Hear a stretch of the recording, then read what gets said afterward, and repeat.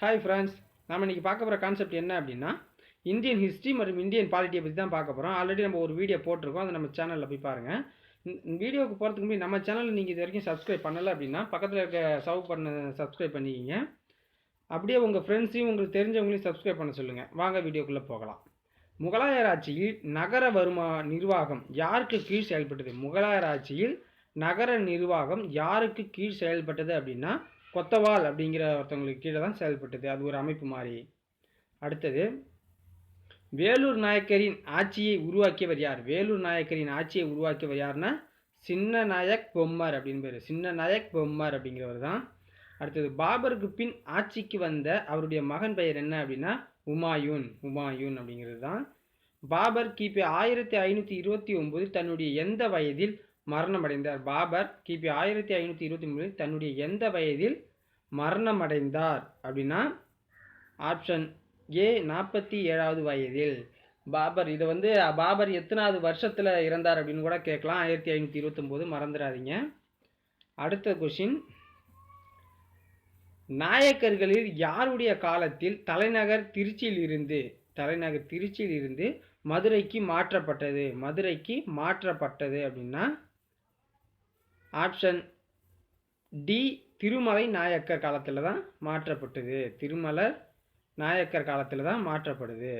அடுத்தது, இந்திய வரலாற்றில் சுல்தானியர்களின் ஆட்சி காலம் எப்போ அப்படின்னு கேட்குறாங்க. இந்திய வரலாற்றில் சுல்தானியர்களின் ஆட்சி காலம் ஆப்ஷன் டி கிபி 1206 முதல் கிபி 1526 வரை. பாபர் தான் சுல்தானியர் ஆட்சியை முறையடிக்கிறார். அடுத்தது, கிபி 1526 நடந்த முதல் பானிபட்டி போரில் தோற்கடிக்கப்பட்டு மரணமடைந்தவர் யார் அப்படின்னா ஆப்ஷன் டி இப்ராஹிம் லோடி அப்படிங்கிறவர் தான். அடுத்தது, வாஸ்கோட காமா எந்த நாட்டைச் சேர்ந்த மாலுமி? வாஸ்கோட காமா எந்த நாட்டைச் சேர்ந்த மாலுமி அப்படின்னா ஆப்ஷன் டி போர்ச்சுகலை சேர்ந்தவர். அடுத்து, டெல்லியில் உள்ள செங்கோட்டையை கட்டியவர் யார்? டெல்லியில் உள்ள செங்கோட்டையை கட்டியவர் யார்னா ஷாஜகான். முகலாய மரபின் மாமன்னரில் கடைசியானவர் யார் அப்படின்னா அவுரங்கசீப் அப்படிங்கிறவர் தான். அடுத்து, மாநகரத்தின் முதற் குடிமகன் யார் அப்படின்னா ஆப்ஷன் பி மேயர். தமிழ்நாட்டில் உள்ள ராஜ்யசபா உறுப்பினர்களின்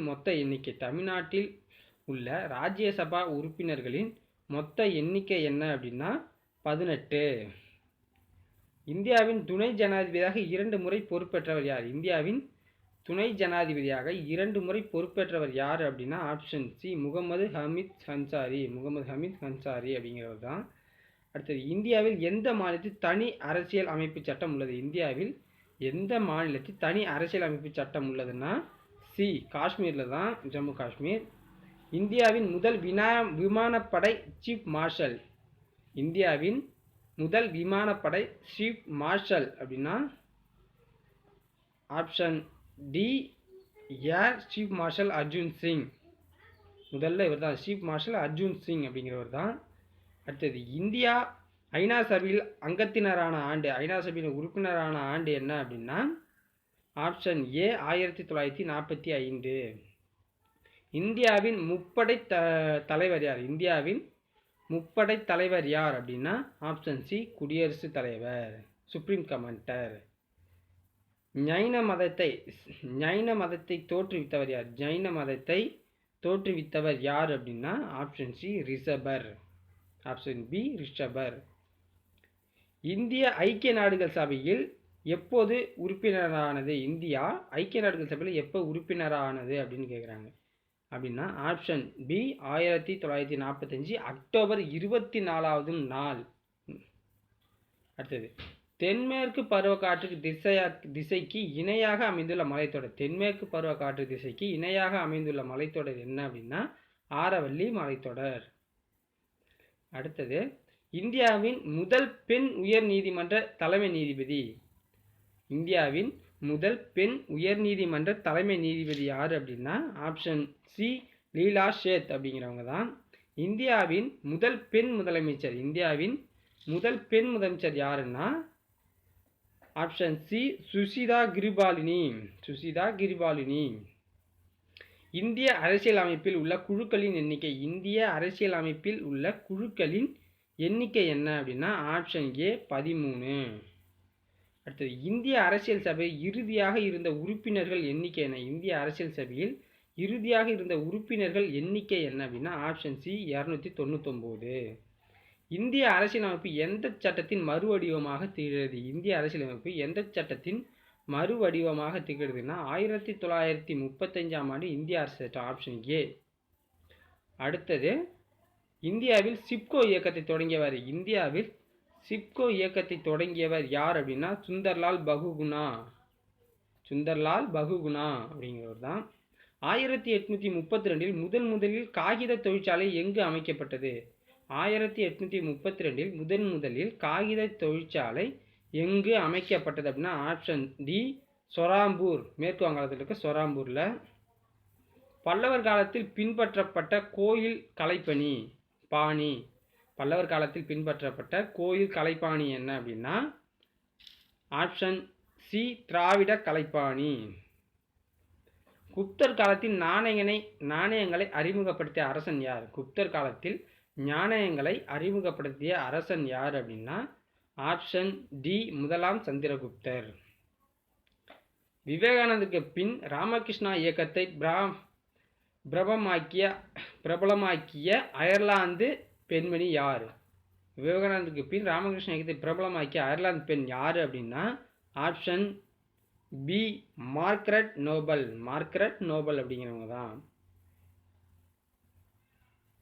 1907ஆம் ஆண்டு சூரத் காங்கிரஸ் மாநாட்டில் தீவிரவாதிகள் தரப்பிலிருந்து தலைவராக முன்மொழியப்பட்டவர் யார்?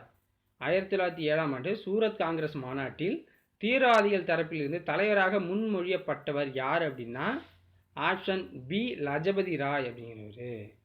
1944 செர்ஜன் குழு அறிக்கை எந்த துறை தொடர்பானது?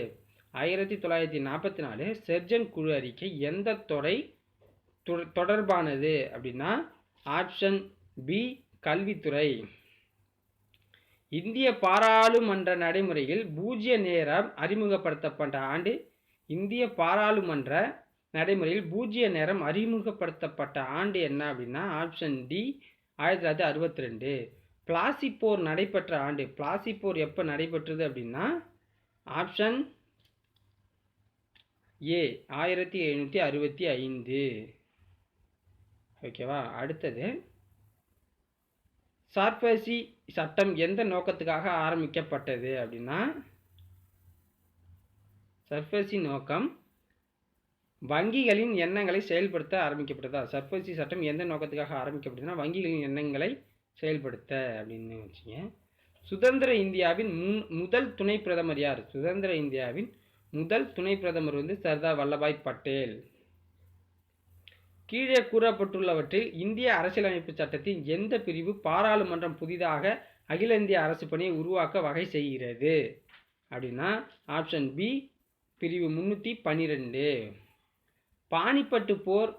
பானிப்பட்டு போர் நடந்த ஆண்டு என்ன? பானிப்பட் போர் நடந்த ஆண்டு ஆப்ஷன் டி 1526. இளவரசர் ஜீனா கானின் பட்டப்பெயர். இளவரசர் ஜீனா கானின் பட்டப்பெயர் என்ன அப்படின்னா ஆப்ஷன் பி முகமது பின் துக்ளக். முகமது பின் துக்ளக். தென்னிந்தியாவின் மீது படையெடுத்த முதல் சுல்தான் யார்? தென்னிந்தியாவின் மீது படையெடுத்த முதல் சுல்தான் யாருன்னா அலாவுதீன். அடுத்து ஜீடால் என்ற செம்பு நாணயம் டேஷ் என்பவரால் வெளியிடப்பட்டது. ஜீடால் என்ற செம்பு நாணயம் டேஷால் என்பவரால் வெளியிடப்பட்டதுன்னா இல்துமாஷ் அப்படிங்கிறவரால் தான் வெளியிடப்பட்டது. குதுப்னாரை கட்டி முடித்தவர் யார் அப்படின்னா ஆப்ஷன் ஏ இல்துமாஷ் அப்படிங்கிறவரால் தான் கட்டி முடிக்கப்படுது. லாக் பாக்ஷா என புகழப்பட்டவர் யார்? லாக் பாக்ஷா என்று புகழப்பட்டவர் யார் அப்படின்னா option D Qutbuddin Aibak. Home rule இயக்கத்தை தொடங்கியவர் யார் அப்படின்னா ஆப்ஷன் பி அன்னி பெசன்ட் அம்மையார். ராஜாஜி உப்பு காய்ச்சிய இடம் அப்படின்னா அது வேதாரண்யம். இந்தியா இந்தியர்களுக்கே என்று கூறியவர் யார்? இந்தியா இந்தியர்களுக்கே என்று கூறியவர் யாருன்னா option B Bala Gangadharar. Simon குழுவின் இந்தியா வருகை. சைமன் குழு எப்போ இந்தியாவுக்கு வராங்க அப்படின்னா ஆப்ஷன் ஏ 1928.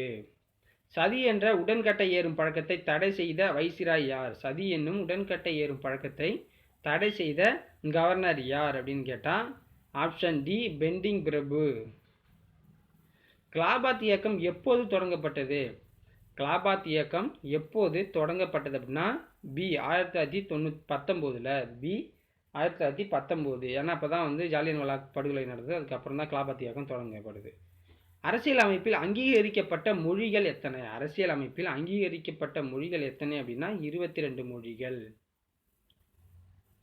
முப்படை தலைவரின் பதவிக்காலம். முப்படை தலைவரின் பதவிக்காலம் என்ன அப்படின்னு கேட்குறாங்க. முப்படை தலைவரின் பதவிக்காலம் வந்து 5 ஆண்டுகள். மக்களவையில் தேர்ந்தெடுக்கப்படும் உறுப்பினர்களின் எண்ணிக்கை என்ன? மக்களவையில் தேர்ந்தெடுக்கப்படும் உறுப்பினரின் எண்ணிக்கை என்ன அப்படின்னா ஆப்ஷன் பி 543. 2 பேரை வந்து குடியரசுத் தலைவர் நிற்பார். அவங்க ஆங்கிலோ இந்தியன் 2 பேர் நியமிக்கலாம். ஓகேங்களா? ஸோ இந்த வீடியோ உங்களுக்கு பிடிச்சிருந்துச்சுன்னா என்ன குறை இருந்தாலும் கமெண்ட்டில் தெரிவிங்க. நன்றி, வணக்கம்.